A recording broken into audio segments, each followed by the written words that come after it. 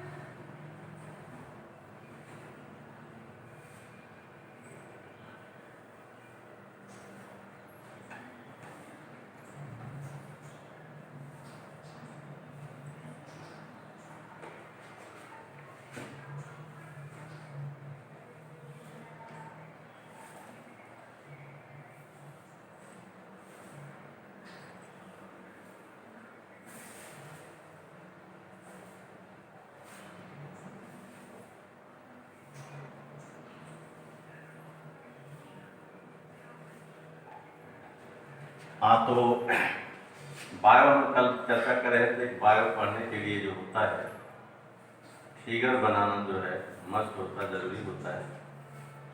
जहाँ भी टॉपिक आती है कोई भी, यदि उसमें फिगर है तो संबंधित फिगर को अवश्य बनाना चाहिए क्योंकि सभी नंबर जो होते हैं जो एग्जाम में आते हैं वो जो उससे संबंधित होते हैं फिगर, उनका 50% नंबर जो होता है फिगर से संबंधित होता है। कल मैंने बताया था। इसलिए जो होता है फिगर बनाना जो होता है अत्यंत आवश्यक होता है, और बिना फिगर के उसमें नंबर आदि जो होते हैं कट जाता है। ये डार्क सेल को primary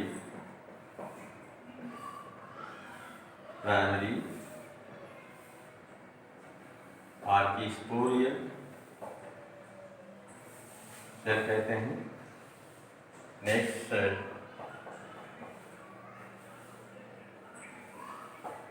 figure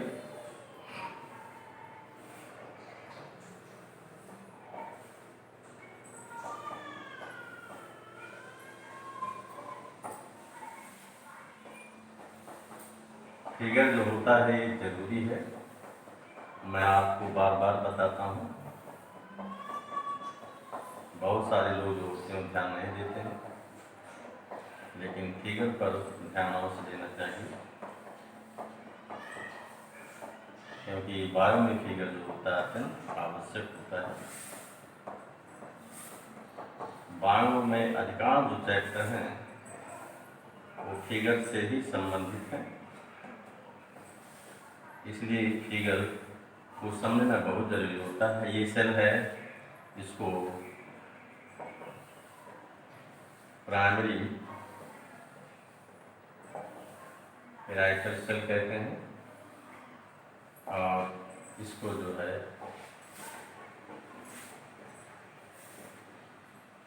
primary sporogenous cell कहते हैं। नेक्स्ट फिगर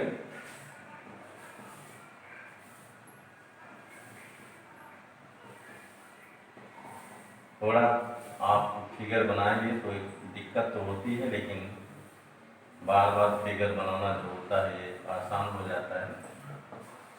इसलिए फिगर बनाने का प्रयास करना चाहिए, क्योंकि बिना फिगर बनाए जो फिगर संबंधित है जिसमें आप उसको समझ नहीं पाएंगे, और लिख तो लेंगे मगर उसमें कैसे वो क्या होता है आपको समझना बहुत ज़रूरी होता है।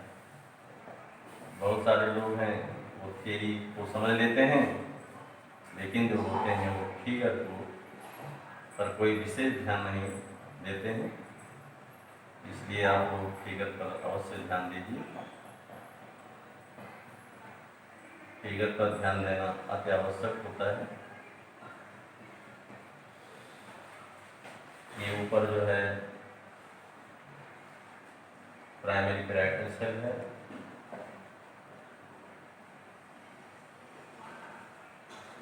प्राइमरी पैराइटल सेल, नीचे वाली सेल को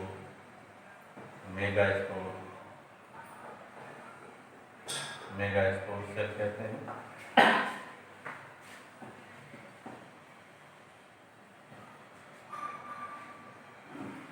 नेक्स्ट फिगर है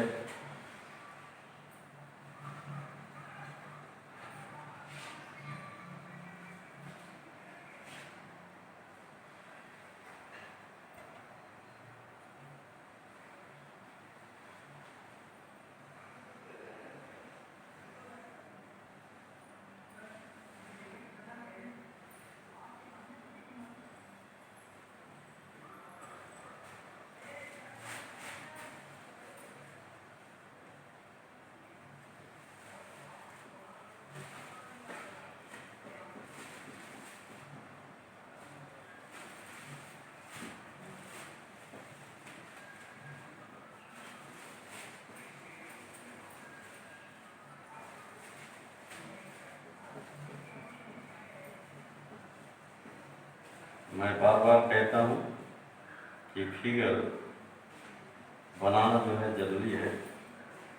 बिना फिगर की आप फिगर से संबंधित कोई भी थियरी आप समझ नहीं पाएंगे, इसलिए जो होता है फिगर बनाना अति आवश्यक होता है।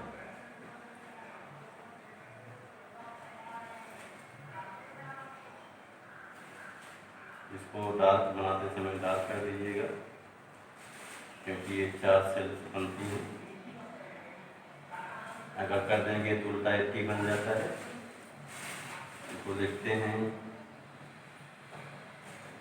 लाइनियर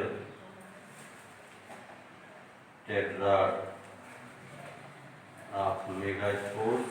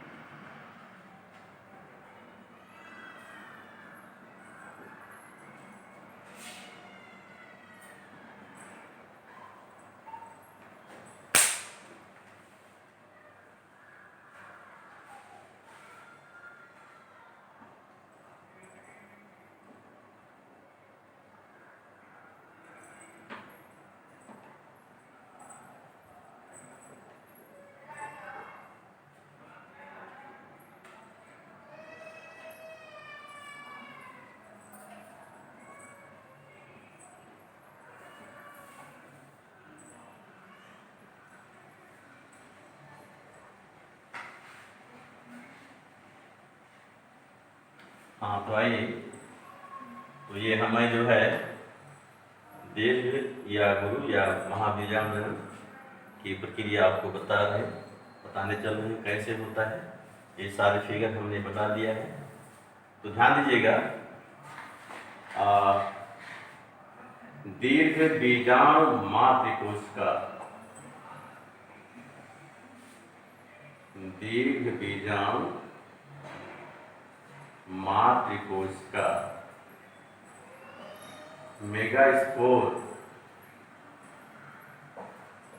मेगास्पोर मदर सेल से जो है अर्धसूत्री विभाजन से अर्धसूत्री विभाजन के द्वारा महाबीजाणु या दीर्घ बीजाणु रख सकते हैं के बनने की क्रिया को, किस क्रिया को हम दीर्घ बीजाणु मातृकोश का मेगास्पोर मदर सेल से अर्धसूत्री विभाजन मियासिस के द्वारा मेगास्पोर दीर्घ बीजाणुओं के या बीजाणु के बनने या विकास की क्रिया को जो है गुरु बीजाणु जनन या दीर्घ बीजाणु जनन या महा बीजाणु जनन या इंग्लिश में इसको मेगास्पोरोजेनेसिस कहते हैं। क्या कहते हैं? मेगास्पोरोजेनेसिस या महाबीजाणु जनन कहते हैं। इसमें महाबीजाणु या दीर्घ बीजाणु जनन के विकास के समय बीजांड के बीजांडकाय की एक कोशिका अन्य कोशिकाओं से आकार में भिन्न एवं बड़ी हो जाती है, जिसे प्राथमिक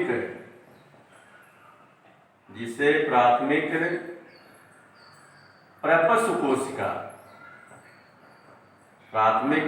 कोशिका या इंग्लिश में प्राइमरी आर्किस्पोरियल सेल कहते हैं। इसमें सर्वप्रथम बीजांड के बीजांडकाय की एक कोशिका अन्य कोशिकाओं से आकार में बड़ी एवं भिन्न हो जाती है, जिसे प्राथमिक प्रपस्व कोशिका या प्राइमरी आर्किस्पोरियल सेल कहते हैं। अब क्या होता है? अब जो है प्राथमिक प्रपस्व कोशिका जो होती है पेरिक्लिनियम डिवीजन परिणत विभाजन के द्वारा विभाजित होकर के बाहर की ओर जो है ये प्राथमिक भित्तीय कोशिका, बाहर की ओर प्राथमिक भित्तीय कोशिका प्राइमरी पैराइटल सेल एवं भीतर की ओर जो है प्राथमिक बीजाणु जनन कोशिका, प्राइमरी स्पोरोजीनस सेल का जो होती निर्माण करती है। प्राथमिक प्रपस्व कोशिका जो होती है ये परिणत पेरिक्लिनियम डिवीजन के द्वारा विभाजित होकर के बाहर की ओर प्राथमिक भित्तीय कोशिका प्राइमरी पैराइटल सेल एवं भीतर की ओर प्राथमिक बीजाणु जनन कोशिका या इंग्लिश में इसके प्राइमरी स्पोरोजीनस सेल कहते हैं। अब जो होता है प्राथमिक भित्तीय कोशिका में एक दो बार विभाजन होता है। ध्यान दीजिए, यहाँ हुआ दो कोशिकाएं बनी है प्राथमिक भित्तीय कोशिका प्राइमरी पैराइटल सेल, उसके बाद कोई विभाजन नहीं होता है। और ये प्राथमिक बीजाणु जनन कोशिका जो होती है ये बिना विभाजन रहती है, अर्थात इसमें कोई भी विभाजन नहीं होता है, कोई डिवीजन या विभाजन नहीं होता है। अब ये प्राथमिक बीजाणु जनन कोशिका की प्राइमरी स्पोरोजेनेसिस सेल जो होती है ये है दीर्घ बीजाणु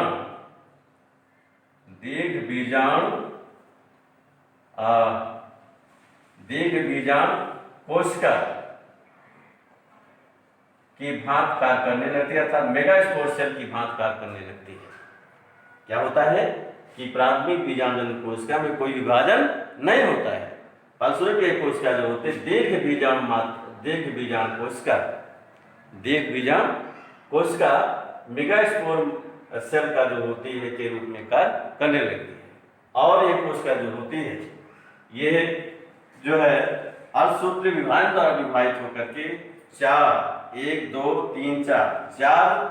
उल्टे टी के आकार में जो होता है चार जो है महाबीजाणु जो है मातृ कोशिकाओं का जो होती निर्माण करती है, या चार महाबीजाणु कोशिकाओं का जो होती निर्माण करती है, जिसमें ऊपर की तीन कोशिकाएं जो होती डीजनरेटिंग मेगास्पोर, ऊपर के तीन जो होते हैं समाप्त हो जाते हैं, नीचे की ओर एक कोशिका शेष बचती है जिसे फंक्शनल मेगास्पोर, जिसे क्रियात्मक महाबीजाणु कहते हैं। क्या कहते हैं? क्रियात्मक महाबीजाणु। आइए फिर से समझिए। दीर्घ बीजाणु मातृ कोशिका से अर्धसूत्री विभाजन के द्वारा महाबीजाणु के बनने या विकास की क्रिया को गुरु बीजाणु जनन या दीर्घ बीजाणु जनन या महाबीजाणु जनन मेगास्पोरोजेनेसिस कहते हैं। इस क्रिया में सर्वप्रथम जो होता है बीजांड के बीजांड काय की एक कोशिका अन्य कोशिकाओं का आकार में बड़ी एवं भिन्न हो जाती है, जिसको प्राथमिक प्रपस कोशिका या प्राइमरी आर्किस्पोरियल सेल कहते हैं। अब ये प्राथमिक प्रपस कोशिका जो होती है ये पेरिक्लिनल डिवीजन परिणत विभाजन के द्वारा विभाजित होकर बाहर की ओर, ये बाहर की ओर सेल है, प्राथमिक भित्तीय कोशिका प्राइमरी पैराइटल सेल एवं भीतर की ओर जो होती है प्राथमिक बीजांडजनन कोशिका मेगास्पोर सेल के रूप में जो होती है मेगास्पोर सेल का जो होती निर्माण करती है। अब क्या होता है, प्राथमिक भित्तीय कोशिका यहाँ लिखा है विभाजित है, एक दो बार विभाजित, उसके बाद में कोई विभाजन नहीं होता है, और जो है प्राथमिक बीजांडजनन कोशिका बिना विभाजन के रहती है, जो महाबीजांड कोशिका के रूप में मेगास्पोर सेल के रूप में जो होती कार्य करने लगती है, और असूत्रीय विभाजन के द्वारा जो होती है ये विभाजित होकर के जो है इसको जो है आप दीर्घ बीजांड मात्र कोशिका भी कह सकते हैं, मेगास्पोर मदर सेल भी कह सकते हैं। इसको विभाजित होकर के चार उल्टे के आकार में चार महाबीजांड या महाबीजांड मात्र कोशिकाओं का जो है निर्माण करती है असूत्रीय विभाजन के द्वारा, जिसमें ऊपर के 3 मेगास्पोर महाबीजांड जो होते समाप्त हो जाते हैं, नीचे की ओर एक जो होता है शेष बचता है, जिसको क्रियात्मक महाबीजांड कहते हैं।